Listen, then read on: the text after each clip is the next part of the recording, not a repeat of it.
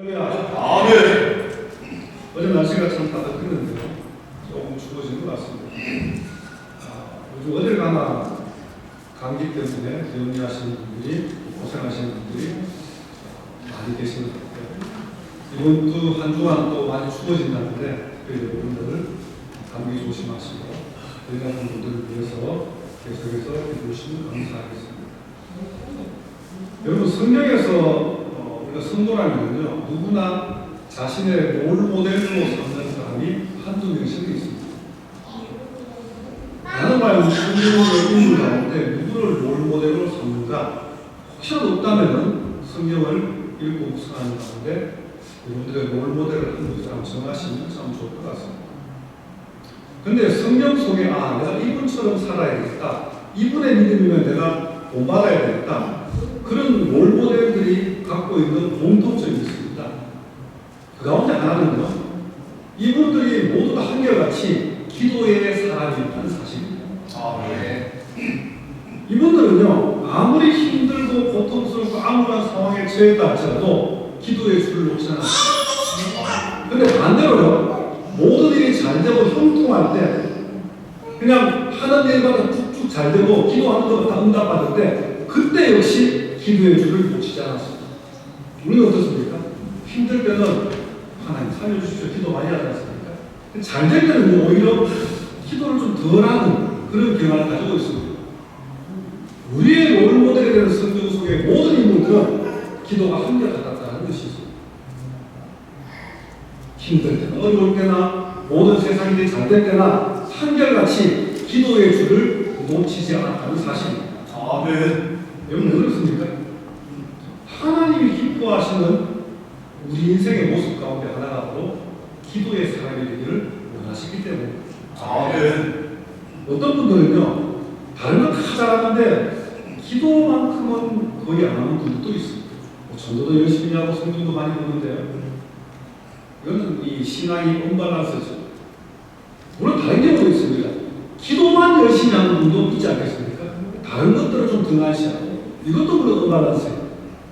하지만 중요한 사실은요, 우리가 신앙생활에 있어서 결코 빼놓을 수 없는 것, 결코 한 길로 제쳐놓을 수 없는 것이 바로 기도라는 사실입니다. 아멘.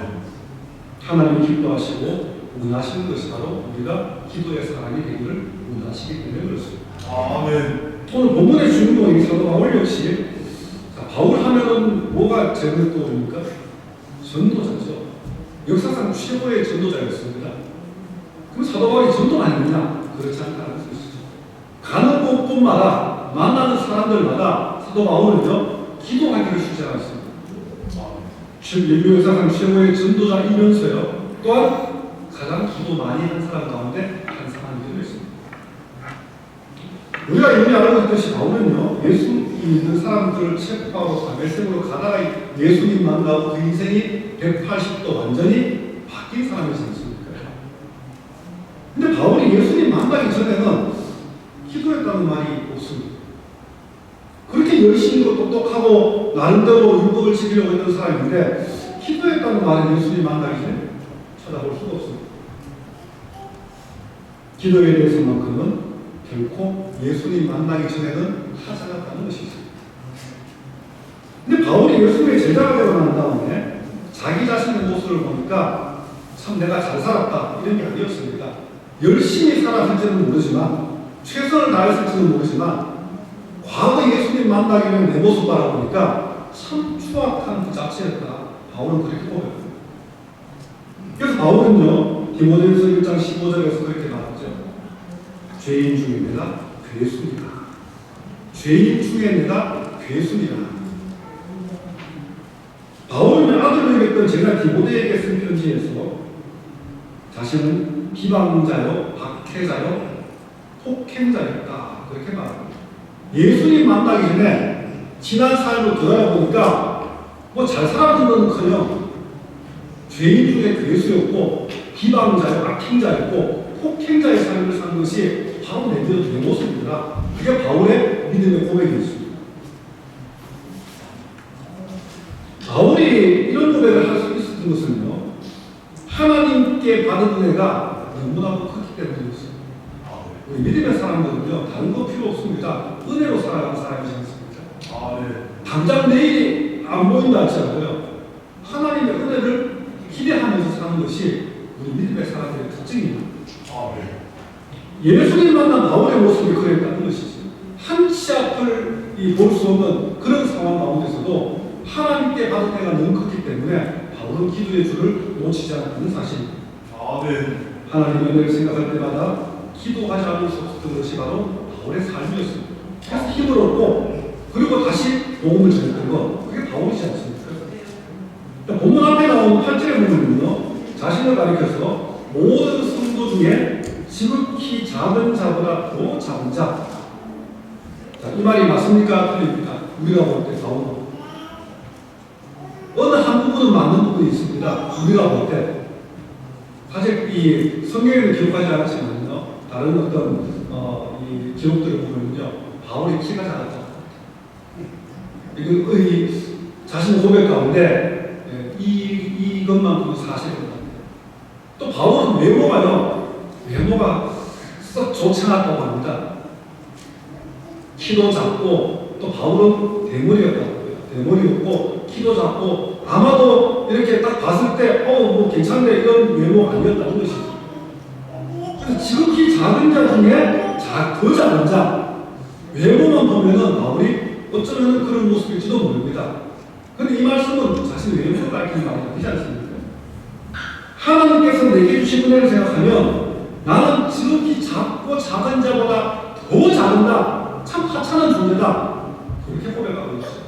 근데 사실 우리가 볼 때 바울은 얼마나 위대한 삶을 살았습니까? 그 당시에 석학 중에 한 사람 뽑히는 가말리엘의 문화세계였습니다. 수제자였습니다.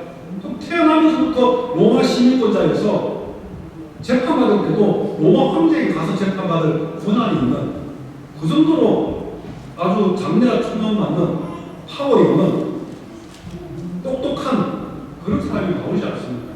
근데 자신의 모습 보니까 예수님 만난 뒤에는 지극히 작은 자보다가 더 작은 자, 그게 그 모습이라는 바울의 고백입니다. 여러분, 가장 간절하고 진실한 기도는요, 포란데오라고 잘 아시죠? 헬라어로 하나님 앞에서라는 뜻입니다.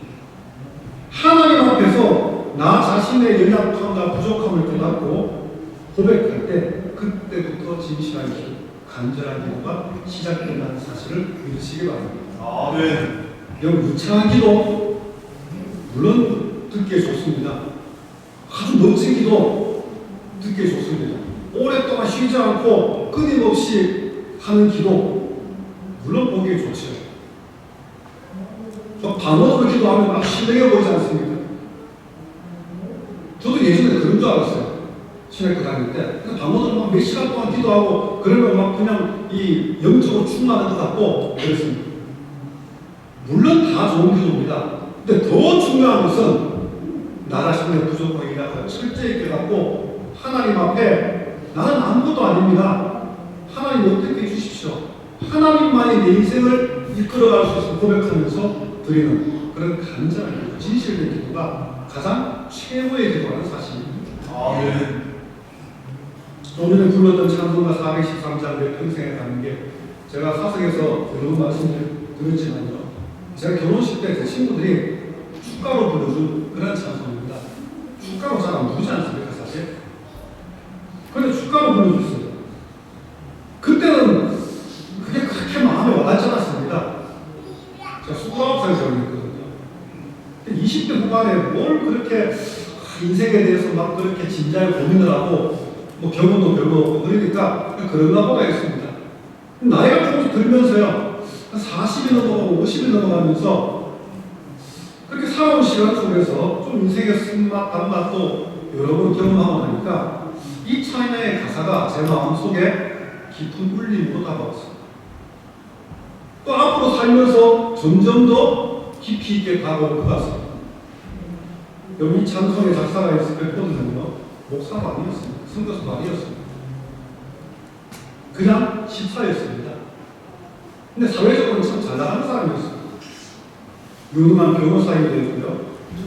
또 명문 시카고 의대의 법리학 교수이기도 했고, 또 18세기 최고의 부동산으로 불리는 D.L. 무디의 친구이면서 무디가 심호하는 교회의 회계 집사이기도 했습니다. 또 부동산 투자를 잘해가지고 또 많은 돈을 번 그런 사람이기도 했습니다. 자신으로서도 잘 지었어요. 일남 4녀를 두었습니다.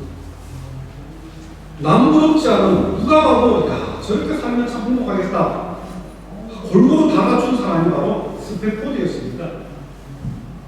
그런데 여러분 불행은 한순간에 찾아온다는 말이 있지 않습니까?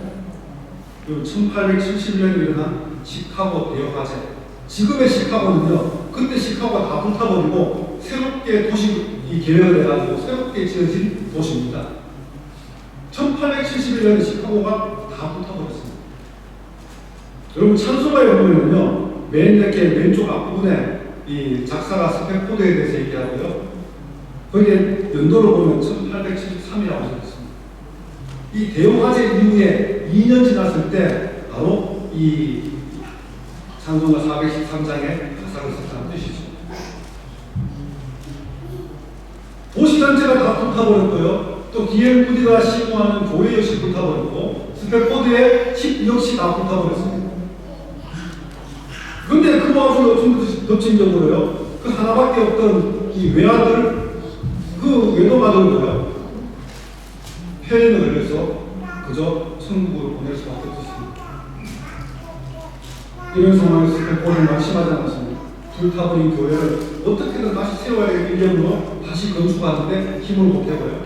자신도 집을 잃어버렸지만 자신보다 더 힘든 사람, 그들이 어떻게든 살아갈 수 있도록 최선을 다해서 도움을 줬습니다. 그리고 2년이 지나서 상처가 좀 아물었을 때 이제 조금 가족들이 쉼을 얻어야 되겠다 생각해서 영국 여행을 계획했습니다.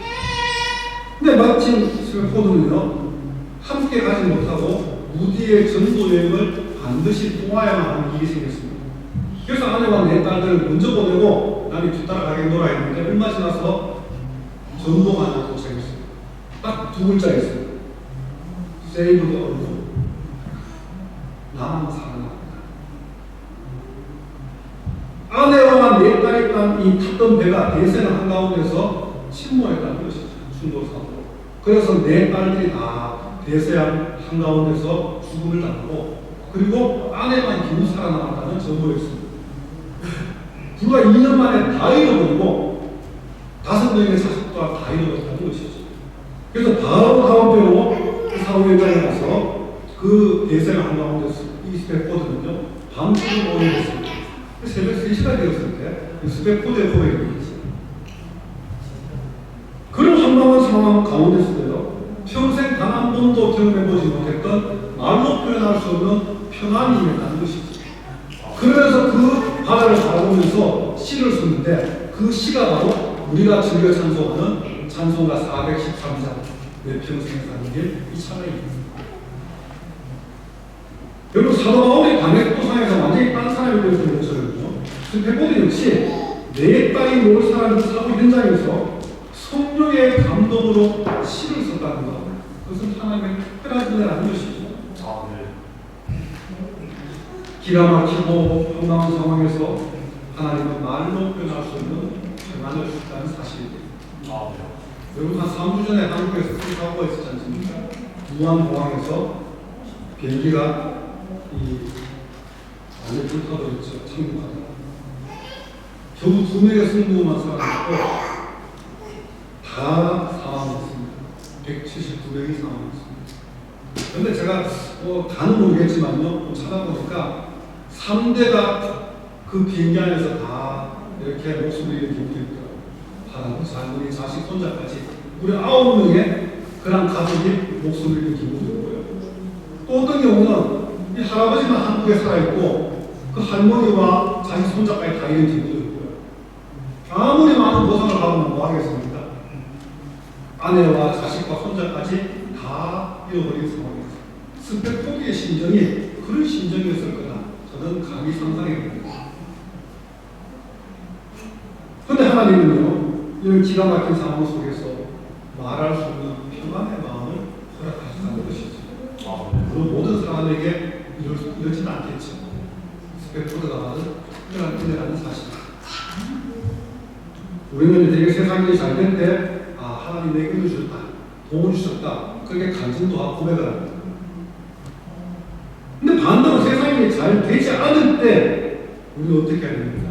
그때 역시 하나님의 은혜가 임했다, 하나님의 복을 받았다, 고백할 수 있어야 된다는 것입니다. 너무 쉽지 않습니다. 어렵습니다. 고난 가운데 있고 하나님마다 다 풀리고 만난 사람들마다 하나를 공격하는데 하나님 감사합니다, 복 받았습니다, 은혜가 충만합니다, 그렇게 말할 수 있는 사람 많지 않습니다. 그럼에도 불구하고 우리는 그렇게 될 수 있도록 하나님의 특별한 은혜를 구해만 한다는 사실입니다. 아멘. 세상의 기준으로 볼 때는 결코 은혜일 수 없죠. 하지만 하나님의 기준으로 볼 때는요, 그것 또한 은혜라는 사실을 우리는 잊지 않아야 됩니다. 아멘. 우리가 가지고 있는 세상의 기준으로 하나님의 은혜와 복을 함부로 판단해서는 안 된다는 것입니다. 하나님 주시는 은혜는요, 우리가 생각하는 세상의 기준으로는 결코 헤아릴 수 없을 때가 너무나 많기 때문에 그렇습니다. 여러분, 믿음에 대해서 얘기할 때요, 히브리서는 그렇게 합니다. 보이지 않는 것을 믿을 수 있다. 아멘. 아무 형체도 없고 모습도 없는데 그거를 믿을 수 있는 것, 그것이 바로 믿음이라 히브리서는 그렇게 말하죠. 아멘. 마찬가지입니다. 실패와 고난과 질병 가운데서 오히려 하나님의 은혜와 복을 고백할 수 있는 것, 그것이 바로 오늘 사도 바울이 우리에게 가르쳐주는 기도의 모습이라는 것입니다. 아멘.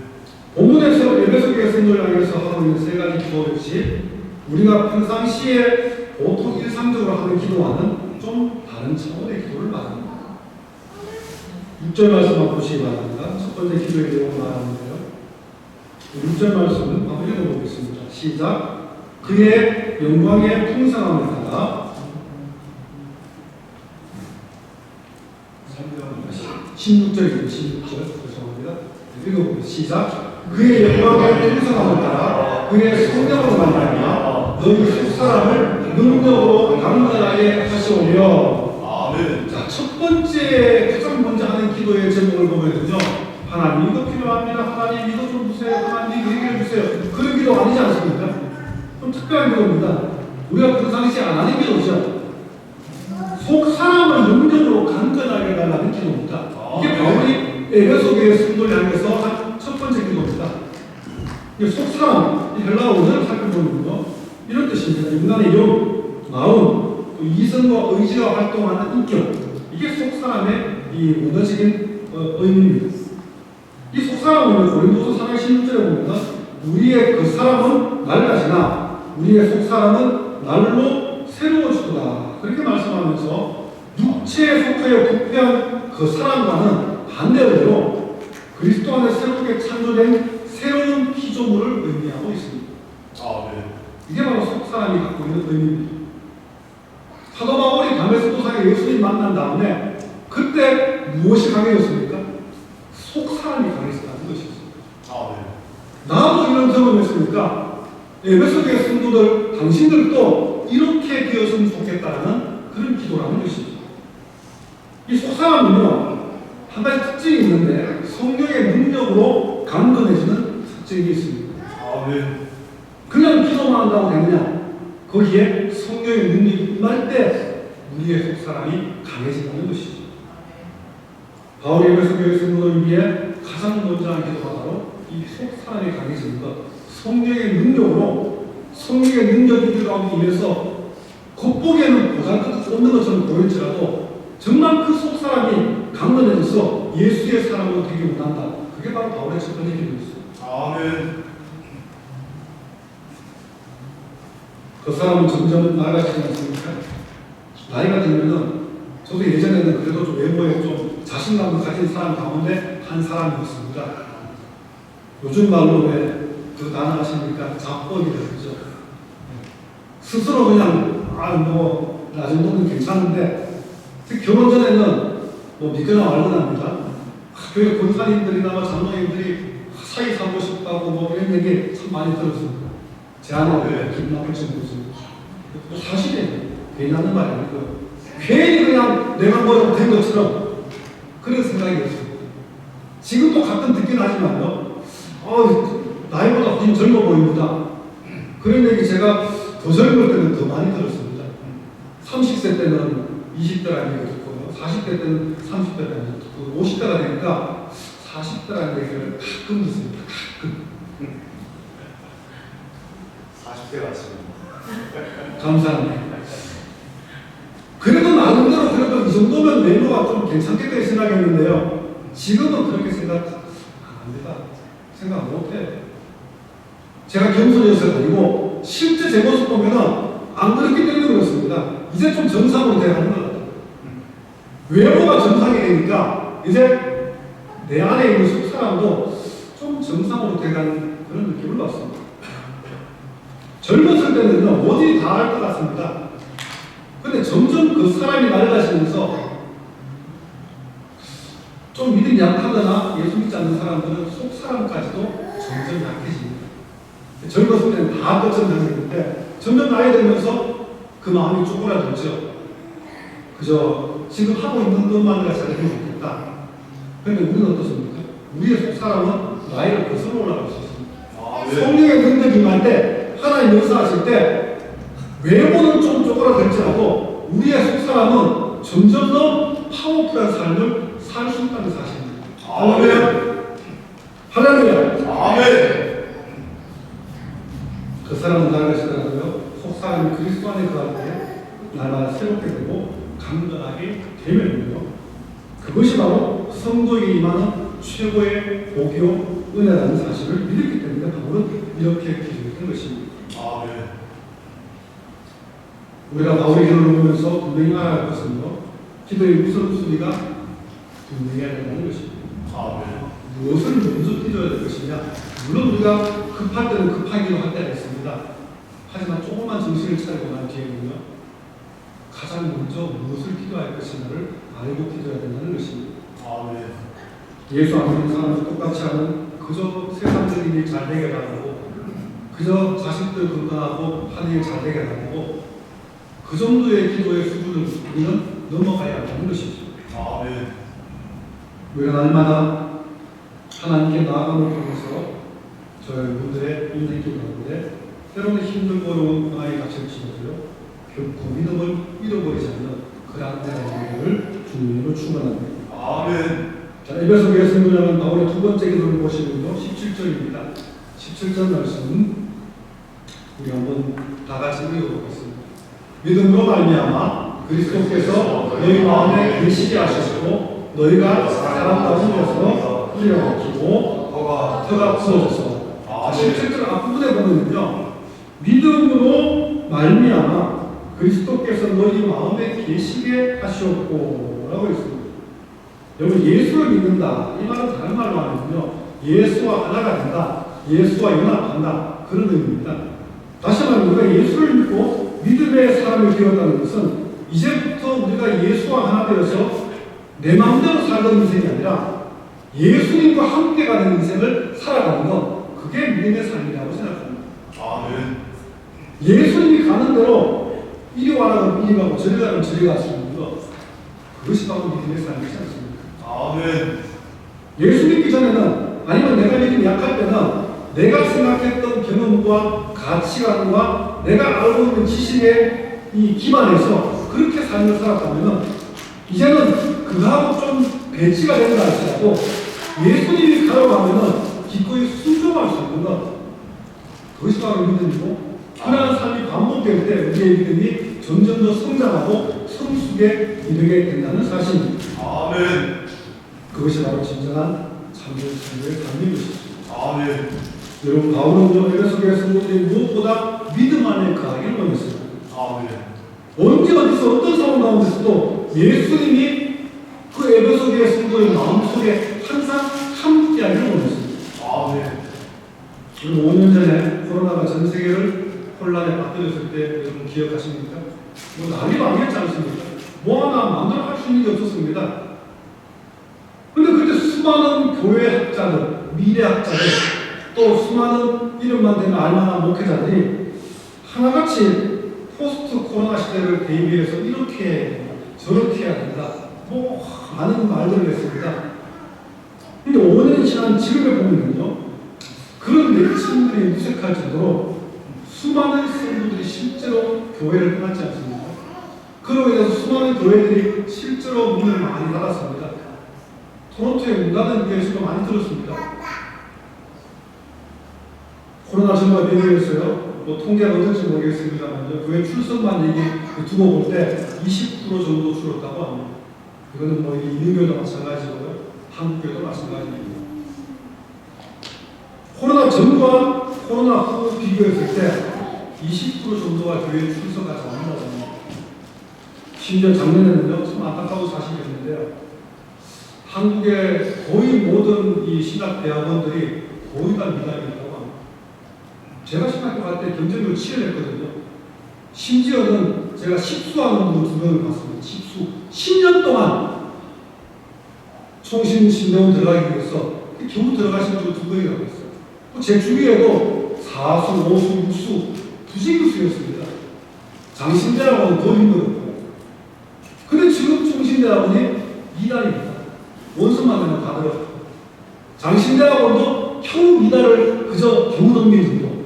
뭐 다른 신학대학원은 심지어 50%, 30%도 다 못 채울 정도로 그렇게 신학교를 가지 않는 그런 시대를 살고 있습니다. 토론토에 있는 토론토 대학원에 있는 낙스 칼리지, 제가 정확하게 모르겠습니다만 태반이 아마 한국 학생들일 거예요.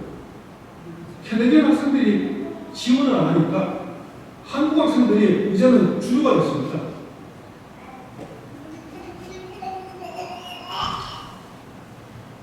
거의 모든 신학교가 이제 앞으로는 하나하나 문을 닫는 일이 일어날 수도 있을 것 같습니다.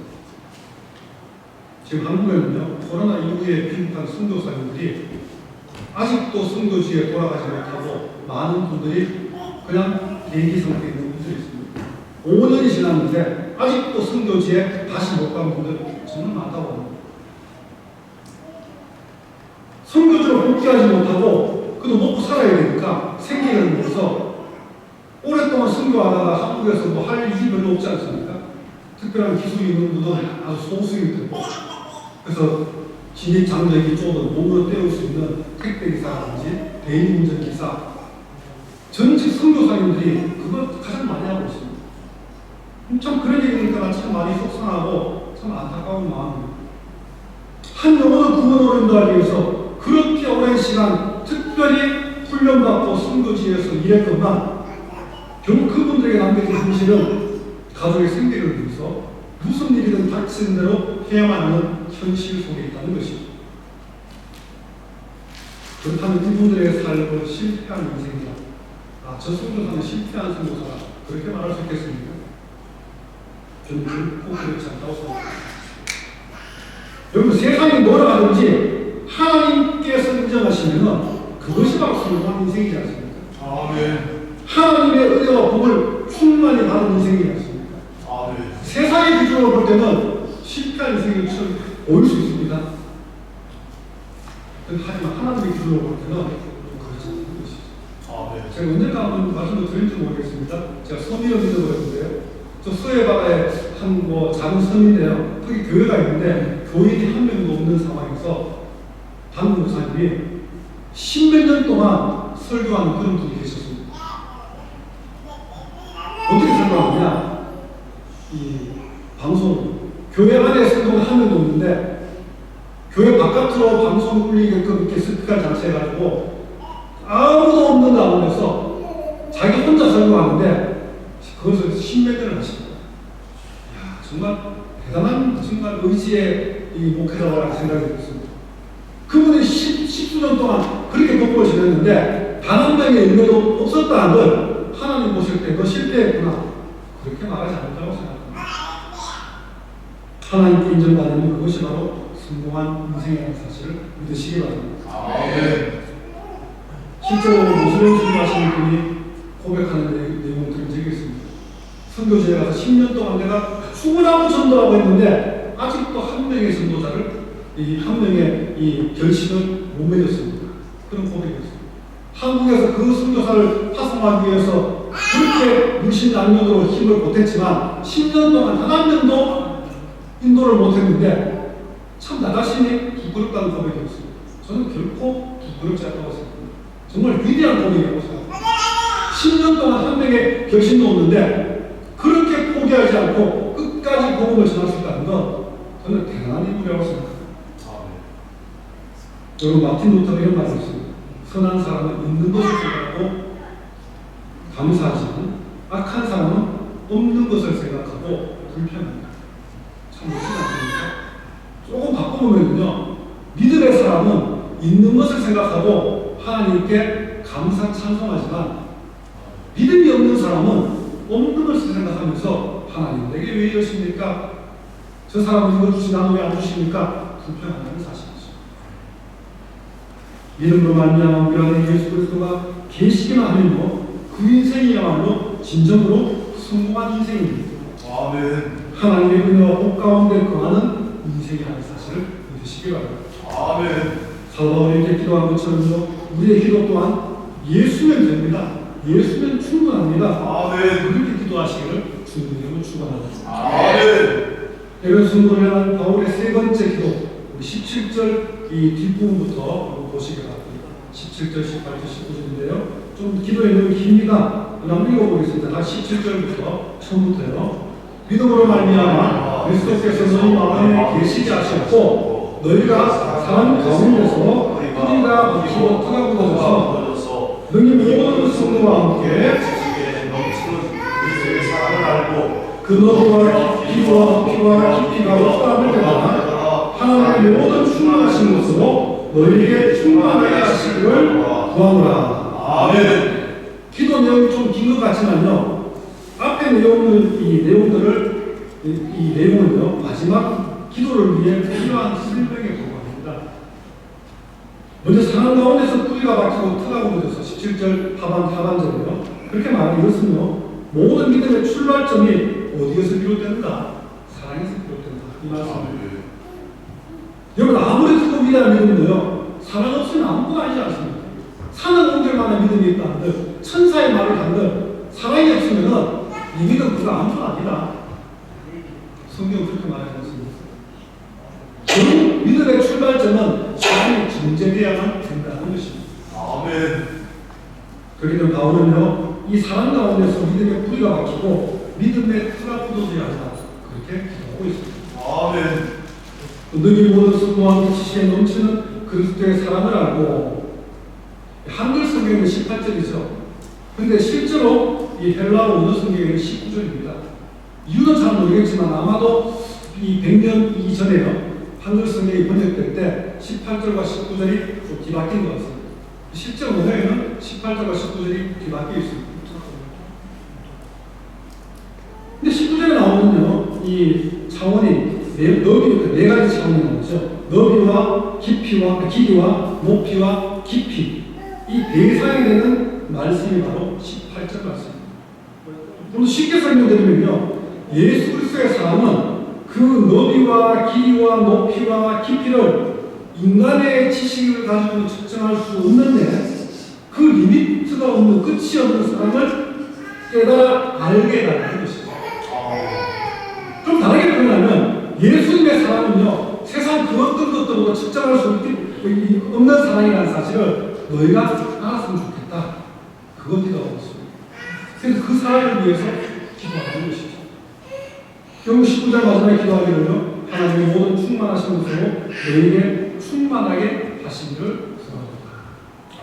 결국 세 번째 기도의 내용은요, 하나님의 충만이 에베소 교회 성도들 가운데 임했지만 아직은 그 충만이 에베소 교회 성도들의 신령 가운데 온전히 채워져 있었지 않았기 때문에 하나님의 충만이 에베소 교회 성도들의 신령 깊은 곳까지 온전히 채워지게 됩니다. 쉽게 말하면 아직 2% 부족하다는 것이죠. 하나님의 충만이 은하게 됐지만은 완전히 그 속사람까지 그렇게 채워지지는 않은 상태이기 때문에 채워지게 말하고 기도하고 있습니다. 아멘. 이것은요, 예수를 믿고 이미 구원받았지만요, 그럼에도 불구하고 아직 그대로 세상에 한 발 디디고 있는 것, 그 모습을 얘기하고 있습니다. 그래서 날마다 우리는 거룩의 삶을 살기 위해서 믿음의 경주를 해나가야 하는 것입니다. 아멘. 예수 믿었다고 금방 그렇게십니까? 저는 한번 제가 말씀드리는지 모르겠습니다. 제가 한 집사님 한 분이요, 예수를 믿는 정말 신실하게 믿는 분이었습니다. 수십 년 동안 새벽 기도 나오는 분이셨고, 근데 그분이 예수 믿기 전에 골초였습니다. 외집사님인데 담배 끊는데 10년 걸렸다고요. 10년. 한 10년 동안 이분이 골초이면서 아주 이 독실한 불자였는데, 기도할 때도 누가 같이 기도할 때 이렇게 기도하냐, 자기도 모르게 이렇게 기도하고 뭐 그랬다고 합니다. 거의 10년이요. 예수 믿었다고 해서 금방 사람 안 바뀝니다. 바울처럼 특별한 경우를 제외하거든요. 서서히 조금씩 바뀌죠. 날마다 하나님의 말씀 앞에 서서 수없이 회개하고 자기 반성을 하고 또 성찰을 통해서 비로소 조금씩 나아져갑니다. 거룩해져갑니다. 그게 바로 우리 믿음의 삶입니다. 아멘. 오늘 말씀을 정리합니다. 바울이 그래서 교회 성도를 향해서 그의 세 가지 기도의 핵심은요, 세상의 가치관을 따라 살지 말라는 것입니다. 하나님의 은혜와 복을 세상적인 기준으로 함부로 판단하지 말라는 것입니다. 비록 세상의 기준으로 볼 때는 좀 부족한 인생이라 할지라도, 복과 은혜를 못 받은 인생이라 할지라도 얼마든지 하나님의 복과 은혜로 충만한 삶을 살 수 있다는 사실을 믿으라는 것입니다. 또 성도의 삶은 세상이 추구하는 길을 따라가는 그런 삶이 아니라 하나님이 가라고 하시는 길을 따라가는 것임을 명심하는 것입니다. 아멘. 물론 우리는 세상에서 잘 되기 원합니다. 잘못되기 원하는 사람 아무 사람 없지 않습니까? 하지만 잘못되었다 할지라도 그것까지도 하나님의 은혜임을 기억하는 것입니다. 아멘. 세상 속에서 소망을 발견할 수 없는 상황이랄지라도요, 예수님이 내 안에 계시고 내가 예수님과 함께하는 삶을 살아갈 때 그것이 바로 진짜 소망의 삶이라는 사실을 기억하는 것입니다. 아멘. 바울은 분명히 기도했습니다. 세상에 그 어떤 것들도 시작이 있으면 결국 끝이 있는 것처럼 하나님의 사랑은 그 어떤 한계도 없다는 사실을 알고 깨달은 것입니다. 아멘. 세상 것은 시작이 있으면 끝이 있지만 하나님의 사랑은 끝이 없는 것입니다. 아멘. 그래서 하나님의 충만이 에베소 교회 성도 10년 가운데 충만히 채워지게 해주세요라고 간절히 기도했던 것입니다. 아멘. 에베소 교회 성도는 사도 바울의 세 가지 기도는요, 코로나 이후에 수많은 성도가 교회를 떠났고, 또 그때는 수많은 교회가 문을 닫았고, 또 수많은 선교사들이 선교지에 다시 복귀하지 못하고, 그런 현실 속에서도 비록 힘겹지만 그럼에도 불구하고 묵묵히 자신의 삶 속에서 주어진 시간 속에서 하나님의 뜻을 바라보면서 하루하루를 인내로서 살아가는 이 시대 모든 교회들과 성도들을 향해 외치는 사도 바울의 간절한 기도라는 사실을 믿으시기 바랍니다. 아멘. 본문 20절 21절에서 바울이 간절히 원했듯이 전 세계 모든 교회들, 성도들 가운데 특별히